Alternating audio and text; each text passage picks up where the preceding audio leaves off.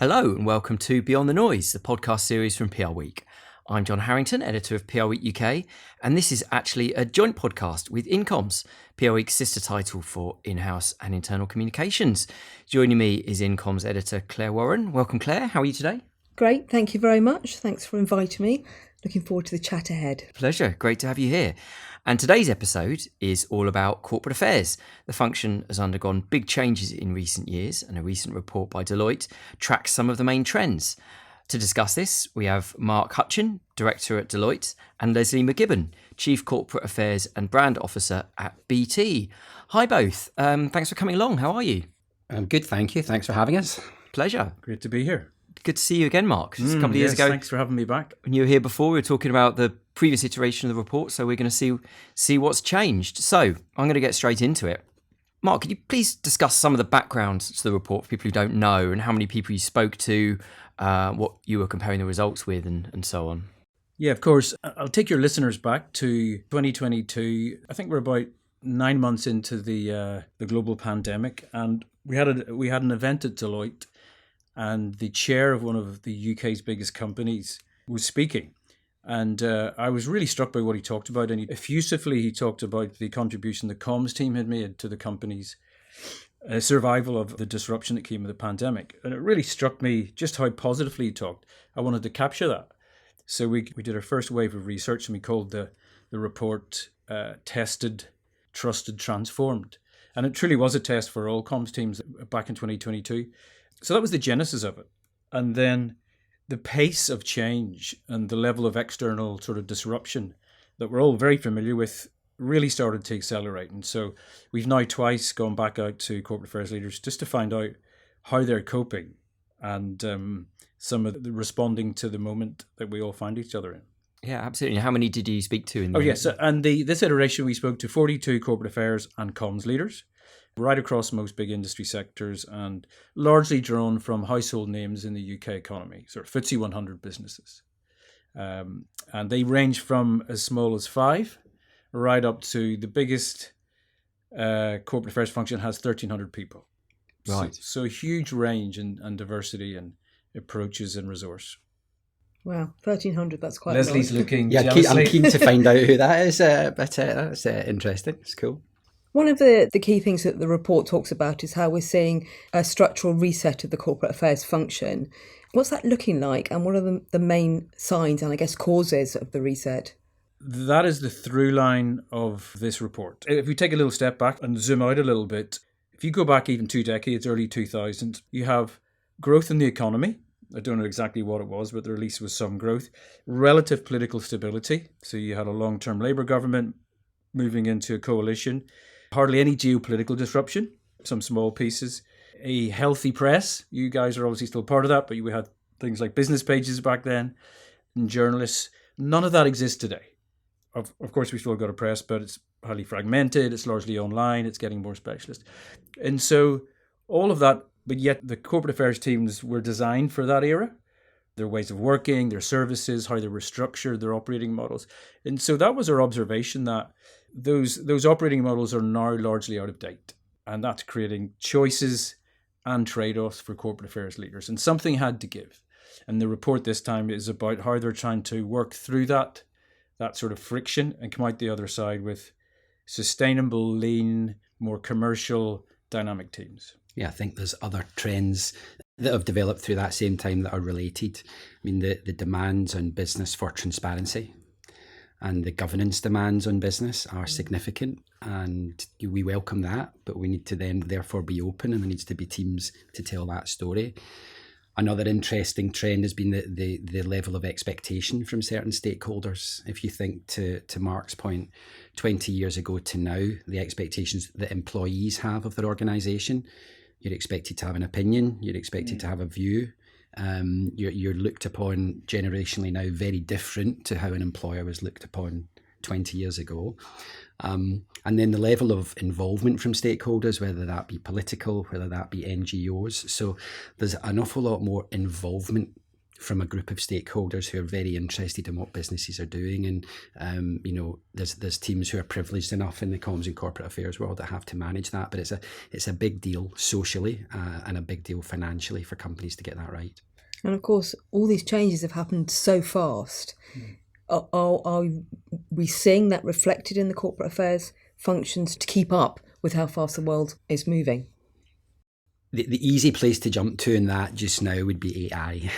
I'm not sure anyone's keeping up with the speed of change that AI's, driving. From my perspective, the best corporate affairs and comms teams are the ones that are ruthlessly focused on the external world. One of the roles that we have to play that we don't talk about a lot is to be the corporate conscience. And that can be difficult because it might be about bringing in a faster moving outside world into a slower moving corporate engine. And, you have to have the way of doing that and do it in the right way so that your business listens, your company listens and enacts change upon it. So I'd be interested in Mark's view in terms of how you can speed up and how we can move quicker, but having that external focus and having the trust of your management team and board to bring that into the organisation's a crucial part of the role. And I won't like to bore your listeners with numbers, but 83% of all the people we spoke to, so 8 in 10, were going through a transformation of their team. And when we dug into that, I think it was 6 out of 10 were going through an operating model change, so the entire structure of the team. About half were uplifting capabilities, switching and investing in other capabilities that would be critical and essential for the future and future challenges. And that then relates back to Leslie's point. The capabilities and skills to win tomorrow are quite different. The ability to stay on top of current affairs. We know this living in the UK. We've got a new Prime Minister as of yesterday. Trends in the media as it fragments and keeping on top of, where conversations are. And then right through to keeping on top of how your business is transforming. Product, services, competition, regulation. So that adds up to a huge tsunami of stuff that you've got to be on top of, and then still be able to advise management on the stuff that really matters, the risks, the opportunities, the agendas, the narratives. So maybe we're emphasizing the point, but in step with this, we have seen the professionalization of corporate affairs. I certainly found in the research that the caliber of people, the thinking, some of the more sophisticated measures, powered by AI to a degree, is a huge sign of confidence in the future. That's good to hear. And as you say, that's an incredible statistic, actually, that more than 8 in 10 are kind of having some kind of restructure overhaul. I mean, that really does sort of put things into perspective. I wanted to talk about, and it links to this, the sort of the expectations of boards and chief executives when it comes to corporate affairs. How would you say that's evolved in the last couple of years, and what are we seeing? Maybe 2 points from me. C-suite leaders that are in situ at the moment are probably the generations that's most fluent with corporate affairs, with external affairs, with the value of reputation. And so, therefore, the corporate affairs leaders, really has to be on top of their game because their bosses, will have as good an antennae for what's going on as they will. I think, secondly, the license to operate for businesses, you just can't take for granted. And it's central to a company's ability to survive, then thrive. So expectations are much higher, I think, right across the board. And then they're expecting their corporate affairs leader to be as comfortable in the commercial environment, not just talking about politicians or, what's going on with the Times. So all of those expectations are being raised, which means the corporate affairs leader really has to step up. Yeah, and I think a big trend is where corporate affairs sits in the strategic discussions. I think what I've seen, which is a very positive trend, is much earlier in the discussions. Maybe 10, 15 years ago, it was more towards the end of something big. Then you thought about how to communicate. Now, if anything, certain times it's the other way around. Like, what would be a good thing to do in order to enhance our reputation or to grow the business? And as Mark says, because as a corporate affairs and comms team, you've got this antenna, you've got this one of the privileged teams that can look outside the window every day and pull in data and insight, then you can feed the commercial engine. So I think the demands on communications and corporate affairs teams are doubling down on what Mark says, are much more commercial. You're here to run the business, support the business, which tends to be driving growth. And then how do you go about doing that? What tools have you got? that are different to marketing, that are different to some of the commercial levers to really drive that business growth. Often, sometimes to protect, but more so how do you get onto the front foot and drive growth? In addition to that need to be more commercial, the professionalising of the function, are you seeing the general remit of corporate affairs and the roles and specialisms that sit underneath it expanding, contracting? And if it is expanding, is that a good thing? Is it diluting what we're doing as a function? Yeah, I mean, for me, this is a really good question. I think as a function, and we're going through this at BT, is do we look more at our outcomes versus our activities? And then being generalist and having, grown up in this industry, there has been historically quite a celebration of activity. That was a great thing you did. Increasingly, it's not about the activity, it's about the outcomes. What were you trying to influence? Was that a specific piece of policy? Was it to influence the P&L? Was it to really influence the levels of engagement in a team or how people are feeling? Was it to influence your impact on the environment? So I think the opportunity for corporate affairs teams, and it's linked to a conversation I'm sure we'll get to around measurement and the holy grail, is actually just to be really clear, working with your management colleagues, where can you drive the best outcome that other teams can't? And is that where you should focus to drive those outcomes? And then that actually starts to truncate your activity. Because what I found is you then actually start to do less and focus on some of the bigger things that drive the bigger outcomes. And so linked to that is you need people that understand the commerciality of the business and have that business acumen and have that strategic mindset and really understand the company that they're working in. And I think that's an ongoing opportunity. I think we've, as an industry, really celebrated our craft. I think what we need to build into that is it's only as good as you can develop the business that you work for. So you really need to understand your company and understand your craft to drive outcomes. Mark, you might be able to add a little bit to this around whether we're seeing specific specialisms such as, Leslie, I know you've got brand in your title, sustainability, reputation. Are we seeing more of these kind of verticals coming into corporate affairs? I think so. Sustainability was probably the last big expansion of the portfolio for the corporate affairs leader, maybe going back 5 years. I think it's constantly evolving. So you're right. I saw a job advert for a well-known UK bank for a head of reputation strategy, which is a signal that just how seriously they take the company's standing with stakeholders to appoint someone who just thinks about that all day. I'm sure Leslie has this in his team, but he'll have a head of data and insights, a head of strategy and planning. So it's being expanded all the time with specialist operational roles, I think, just so you can get performance. These teams are big. Some of them have big budgets behind them. What they does matters. The boss expects you to be operating at a highly productive level. So that's where the servicing's been. And maybe one other additional expansion to the portfolio in the last 2 years maybe is being geopolitical or trade knowledge and awareness, so you can advise management on that. And that's really come in the last 2 or 3 years. Yeah, and what built into all of that and all of those roles is the advent of having agents and managing teams of agents and developing agents to do certain things in the role. Mark mentioned like insights and analytics.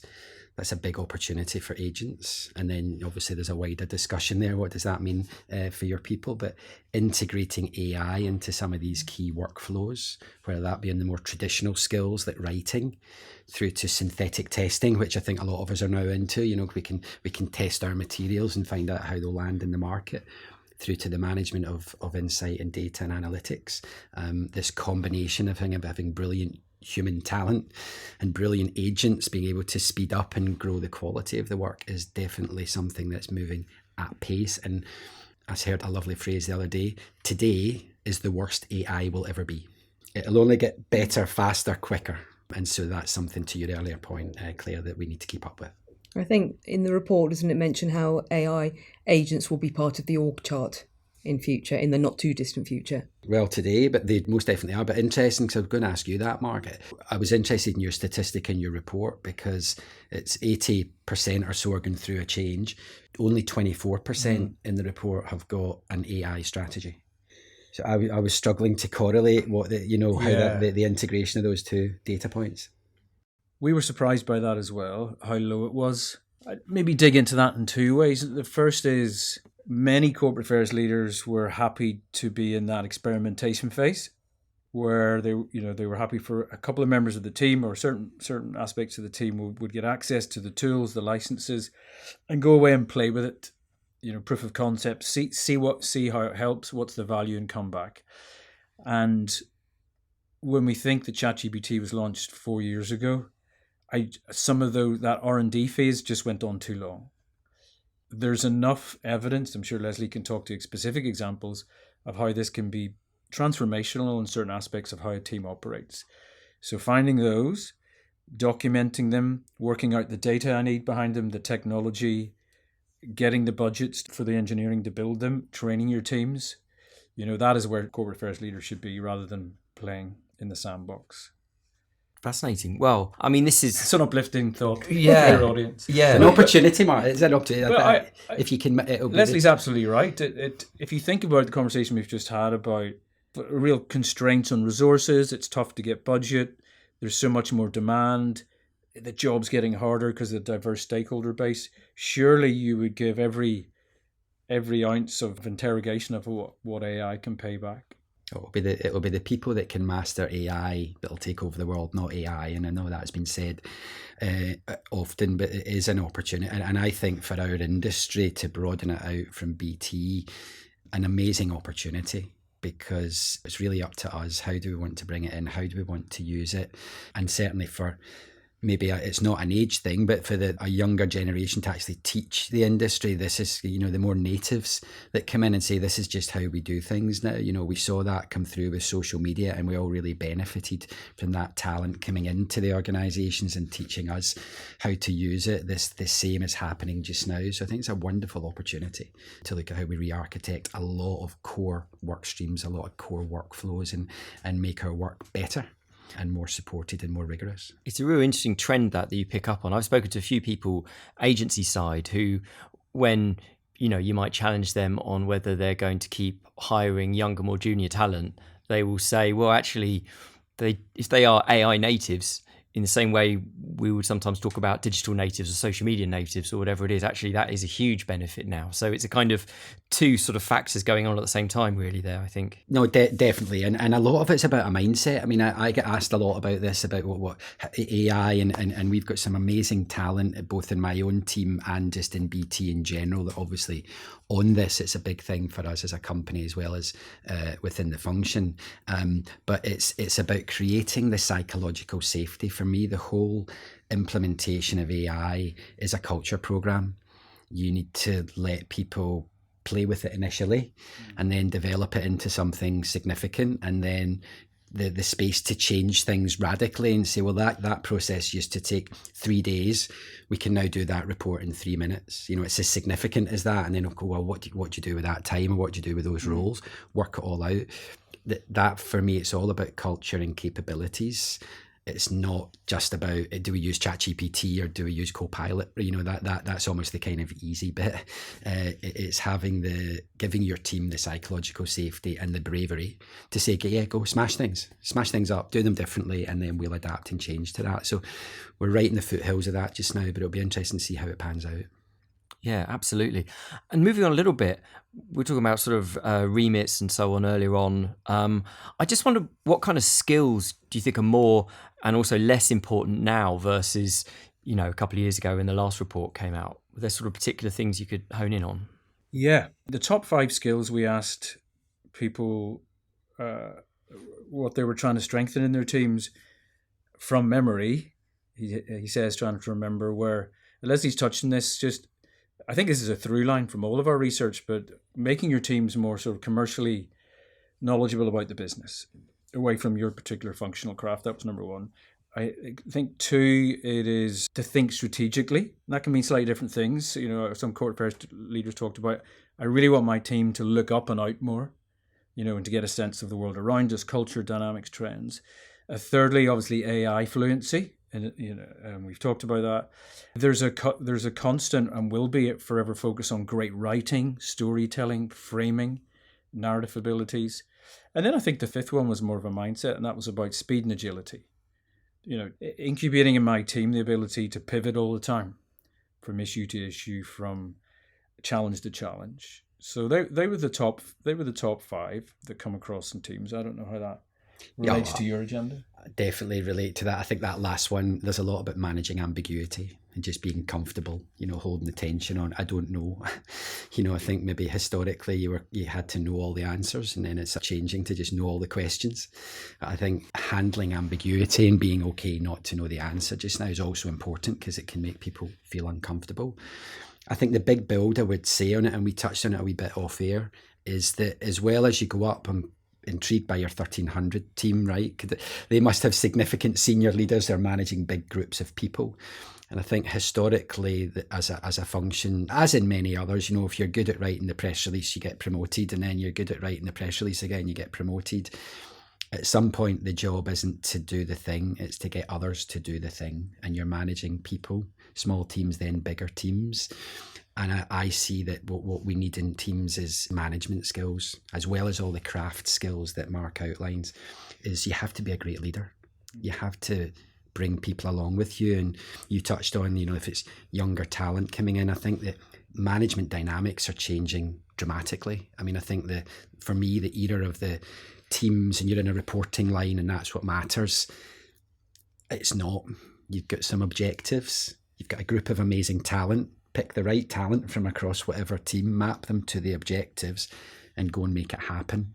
Your reporting line's definitely important because we all sort of live in structures and that's sort of a hygiene factor. But in terms of working across your function or across your company, being able to create dynamic and agile teams that are working up to a set of objectives, giving them the AI tools so that they've got a partner in AI to really help them work in different ways. That might be Scrum ways of working, or doing things in an afternoon instead of doing things over 10 one-hour meetings. The management dynamics to make that happen are a real core skill. And I think that's going to be an investment in corporate affairs and generally just commercial teams moving forward. Some of those skills that you're talking about are very much skills that might have been more traditionally associated with the wider business than they are with the comms function. Do you think it's really useful now for comms people to actually have experience outside of the function, or perhaps in NED roles or something outside of their own organisations, or as charity trustees or something, to try and build up these more commercial skills? Yeah, I fully support that idea. There was a really nice phrase used by one of the people we interviewed from a high street bank. He talked about making his team more agency. So ideas, speed, thinking outside the box, the sort of agency mindset, more consultancy, maybe like Deloitte. So benchmarking, learning from other industries, how can I accelerate the process, and then more corporate. All of this is in service of how the business functions and the business serves its customers and creates value for its shareholders. And I thought that trinity was a really nice, just simple way of the capabilities he was trying to strengthen in his team. Because to your very point, it's taking them outside just the day-to-day, what they learn inside the function, and getting them to think more like a business, more like a strategist, more like a creative. It's absolutely spot on. I'd love, Mark, in next year's report that there's a trend of people that have actually come in from the business, because it kind of makes sense if you're seeing at the moment that the number one capability focus is kind of commercial acumen or business acumen. That's telling us, how do we get there? Well, yes, you can bring it in and do your training, and we would all do that. But I think you can also then start recruiting from other places and teach the communications piece while they've got the business piece. Whereas traditionally, we've always taught the business piece and brought in the communications piece. So I think that if you've identified that, I think for 2 years now is quite a big trend. I'll be interested to see if we're following up on that as practitioners over the next couple of years and doing that, because it's a brave call. You need to be brave to put someone without direct experience into a role. And I don't think there's a simple off-the-shelf module that you click, watch for 45 minutes, and there you go. I've got commercial acumen. I think it's acquired through time and tenure, and possibly in roles that are non-corporate affairs based. Sales, marketing, large project management. The top corporate affairs leaders that stand out in the interviews have arrived at that level. They can talk to narratives and public affairs and campaigns, but they're really there as advocates for the business and ambassadors, and they've mastered that. What do you think this move towards being much more commercially aware says about perhaps ESG generally in 2026, and the fact that we've moved from purpose being more important onto a more commercial outlook? I don't know if it's about moving less or more important purpose. I think the big opportunity which I'm seeing across the industry, and we're certainly seeing it at BT, is to integrate responsible business or sustainability or whatever we all call it. It's to integrate it into how you run the business. And the more you talk about it as something separate, actually the weaker your case is. You know, I speak to my team, if you're in a meeting and it's like, well, now here's the responsible business bit.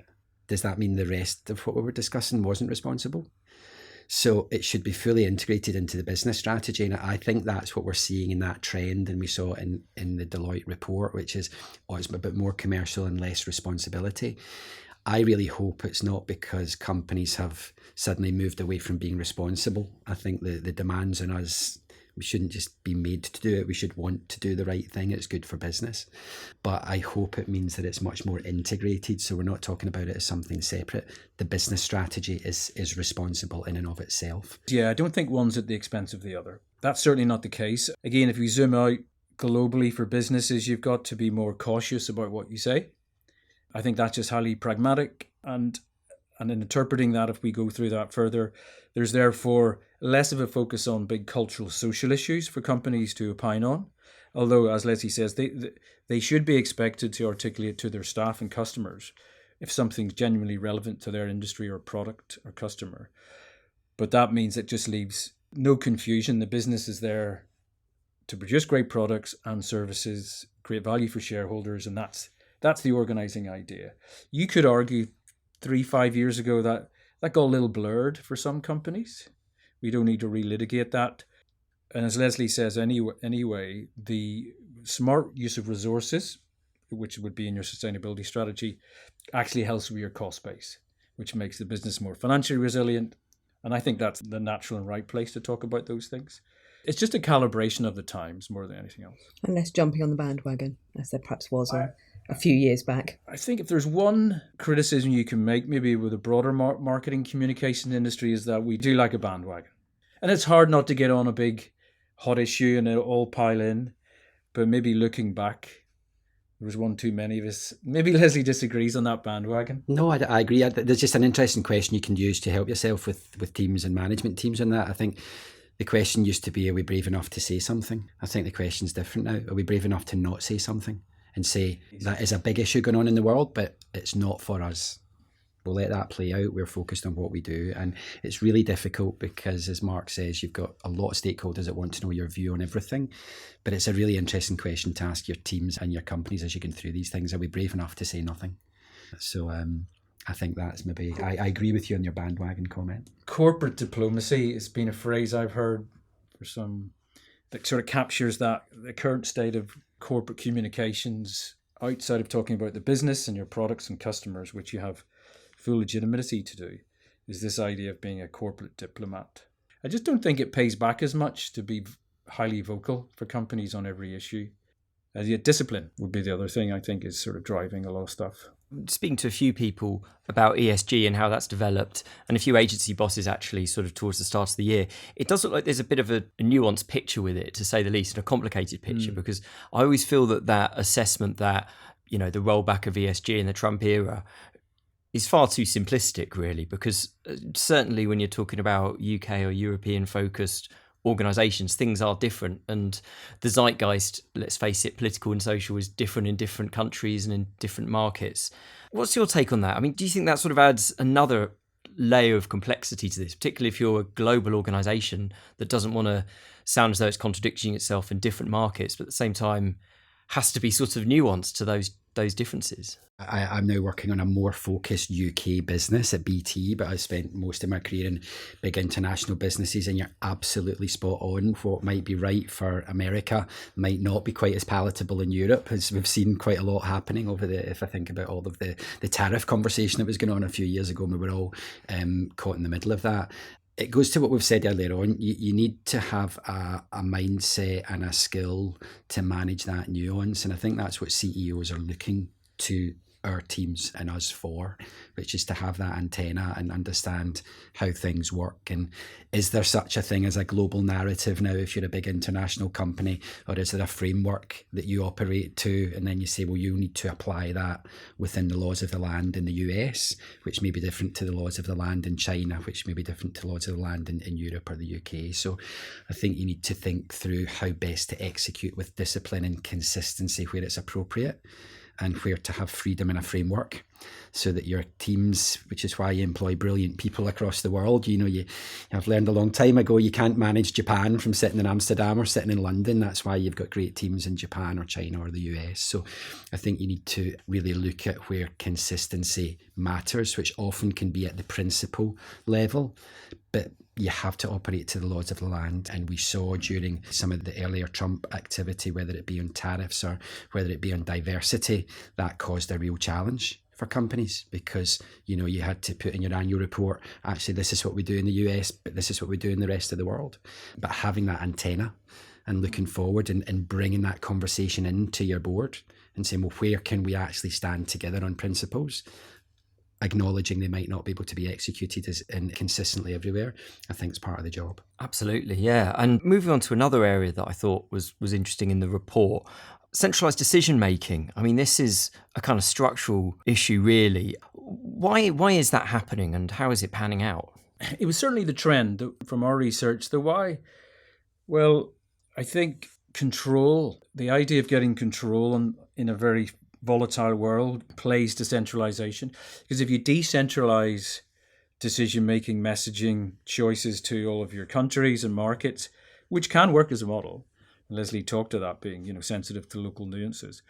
What comes with it is that you've got dozens of decision makers, and they may all not be disciplined, with the messaging or the strategy.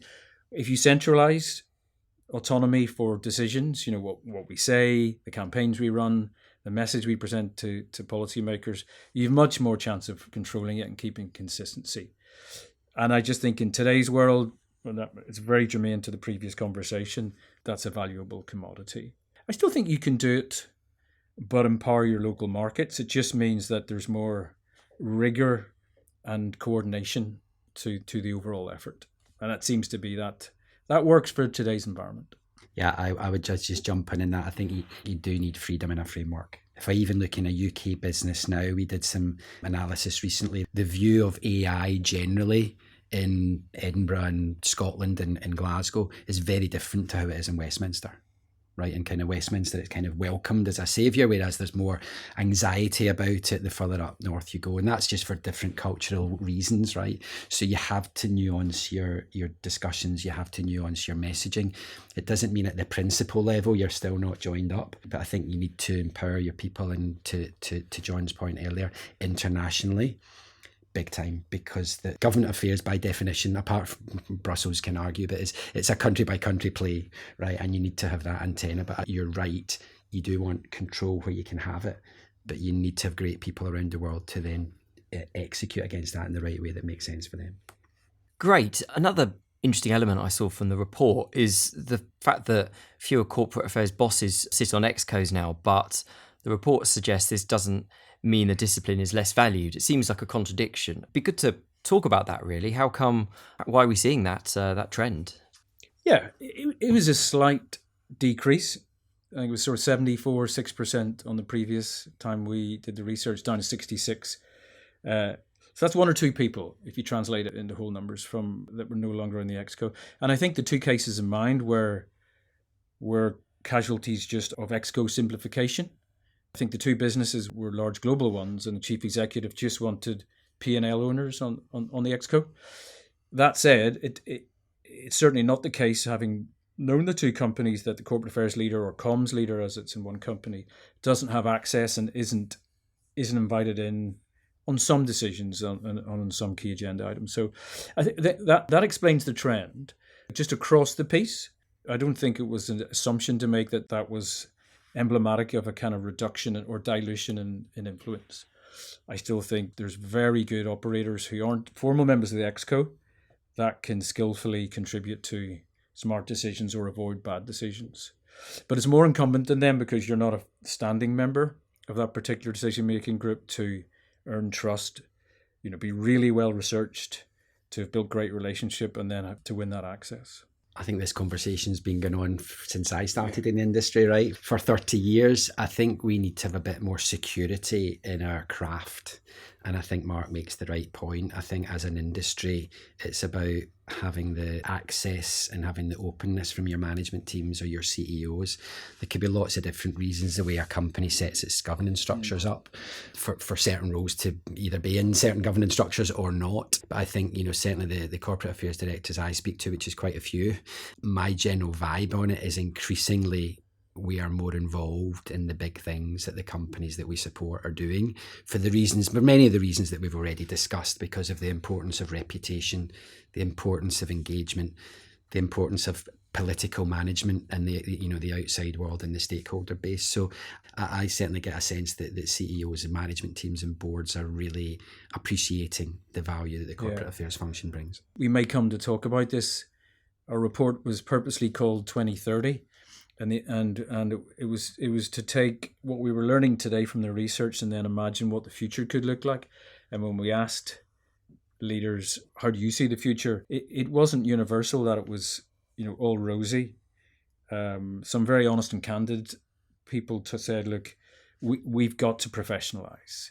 We've got to earn that seat at the table. We've got to be better at data and the use of AI and synthesizing lots of data in order to be able to give the best advice possible.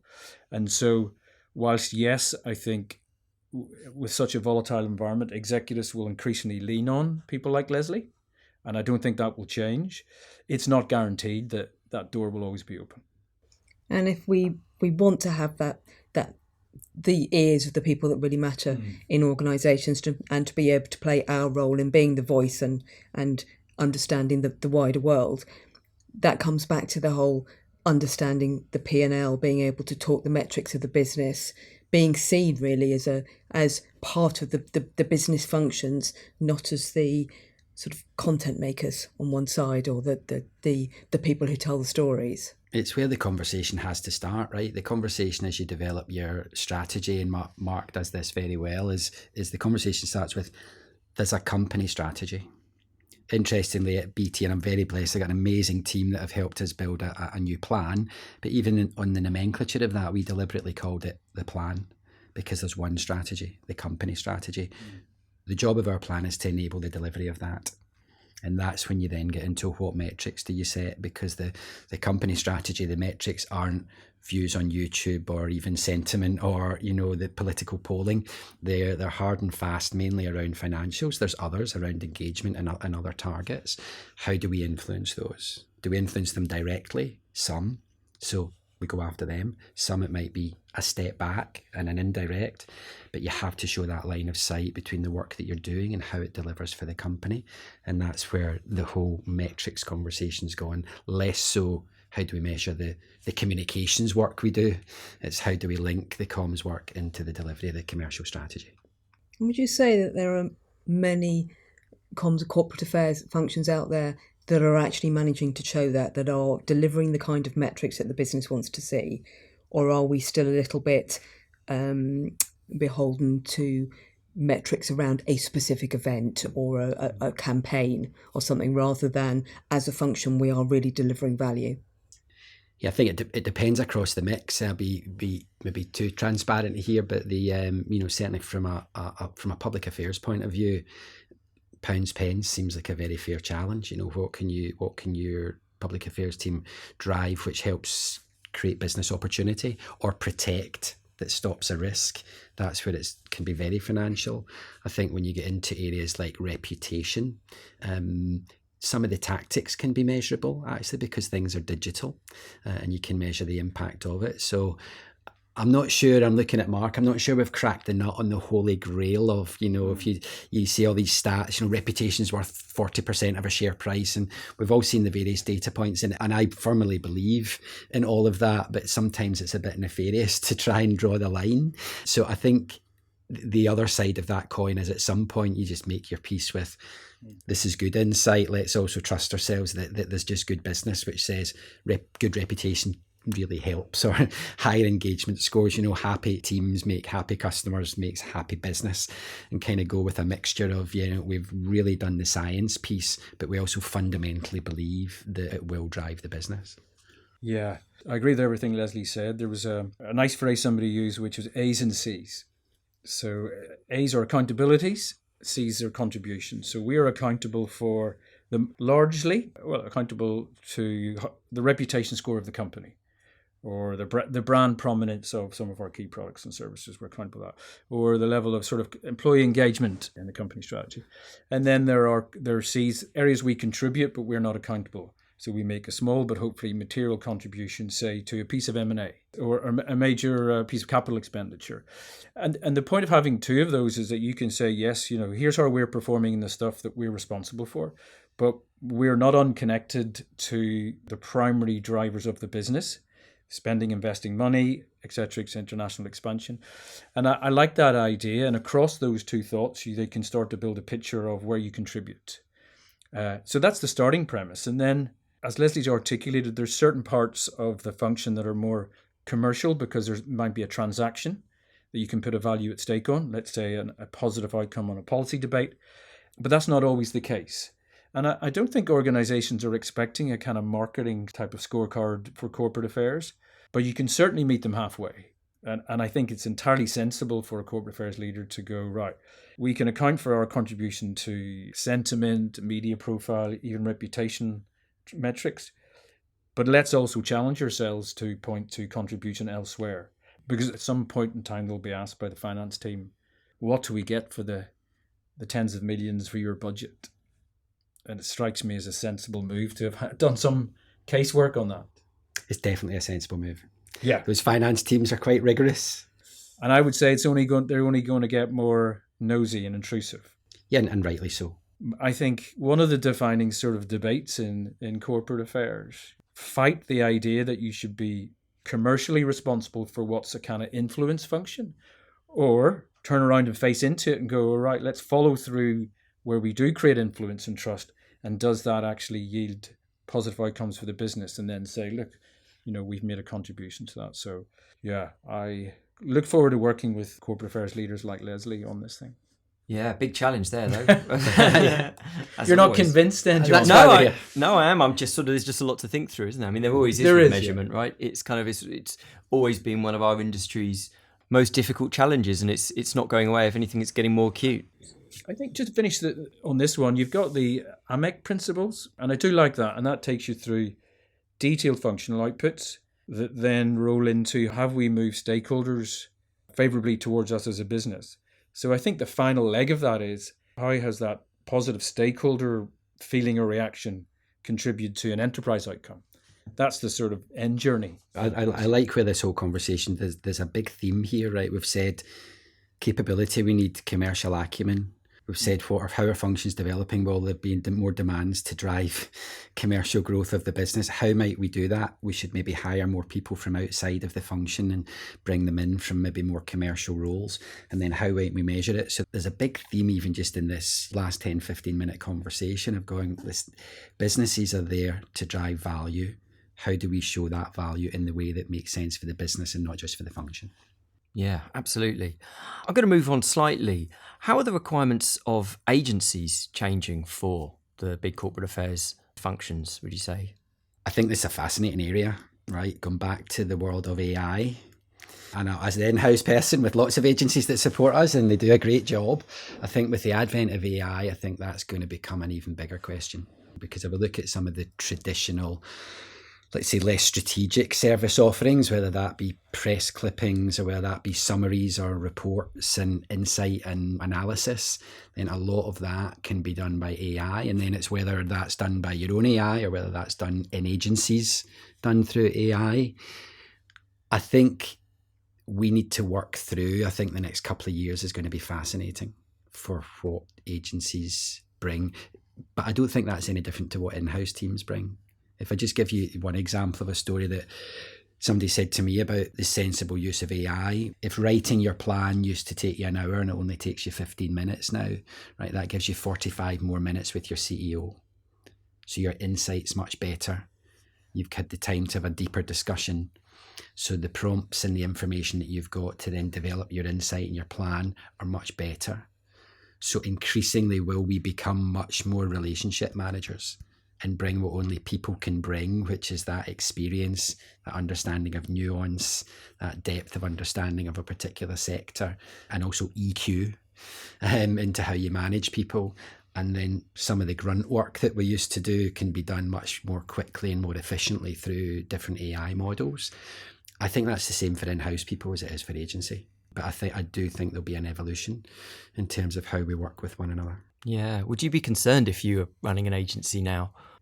I wouldn't be concerned. I'd be really looking at the opportunity. We've said that. I think roles will change. I'd be looking at, instead of agencies, and as I say, and in-house teams, instead of having a team of 10, maybe you've got a team of 5 and you've got 5 agents and you're doing 3 times the amount of work, and they find a funding model that makes sense for that. Then it's an opportunity. Maybe they can look after 2-3 more clients than they could with half the resource.